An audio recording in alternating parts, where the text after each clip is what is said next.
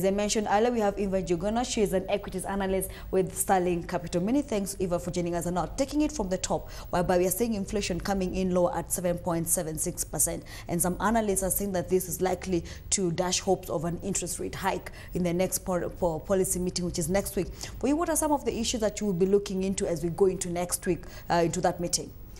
I wouldn't look at it in terms of next week. I would look at it in terms of a whole quarter, the fourth quarter, which generally tends to be very slow in terms of the general economy. But in terms of inflation, remember that one of the main reasons that inflation came down a little bit this month, or the closed month yesterday, was because of food and fuel.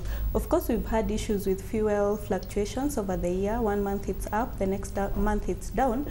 But food is concerning. I think the recent report from the Met department said that we are going to experience reduced short-term rains this period. And they mentioned that the harvest was less this year. And remember, Kenya is an agricultural country, okay? We don't do much of large-scale production. So that is quite scaring in terms of the outlook. We've already seen actually report, just to interject there, that maize production has actually come in at almost half the produce that we're expecting, at about 23 million, if I'm not wrong, and we would by now should have had about 43 million bags. So that in itself is a challenge in terms of how food prices are likely to be going forward. Do you see the 7.76% inflation rate sustaining at that level? Or are you seeing it, hiking? It's actually concerning, because that means next year, period January to March, the planting season, will be back to the old motion of, drought and famine, and having to chip in or subsidizing food for certain populations. That's the most scaring bit about it. But as we go into the festivities, of course, there'll be consumption that may not be driven so much by the availability of the cash.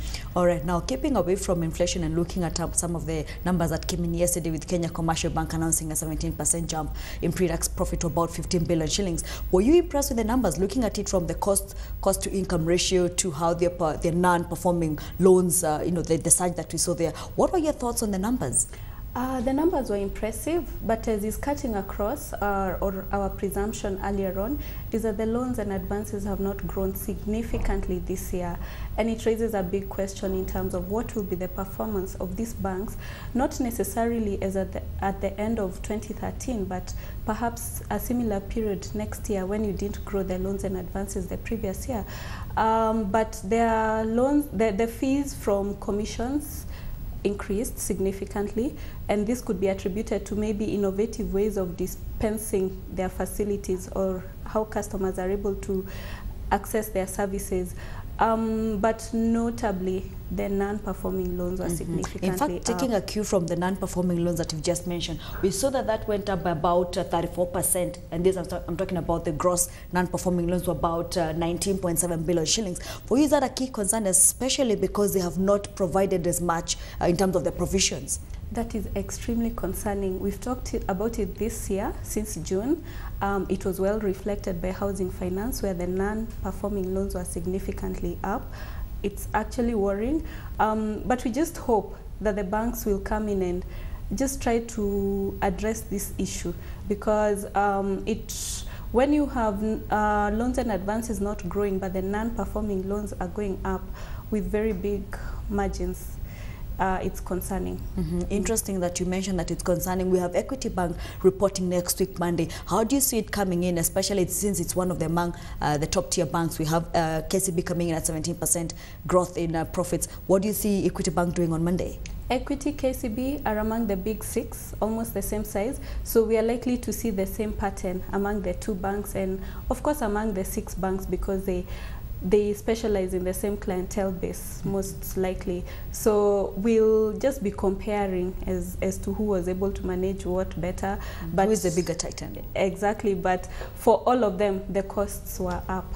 All right, and a very quick one, how do you see KCB performance of the stock market performing today? Likely to be stable at about 48.75 to 49. The earnings per share is significantly up. And remember, the market always trades on a forward earnings. We foresee perhaps a year-on-year growth in earnings of about 20%. So the share is likely to hold. All right.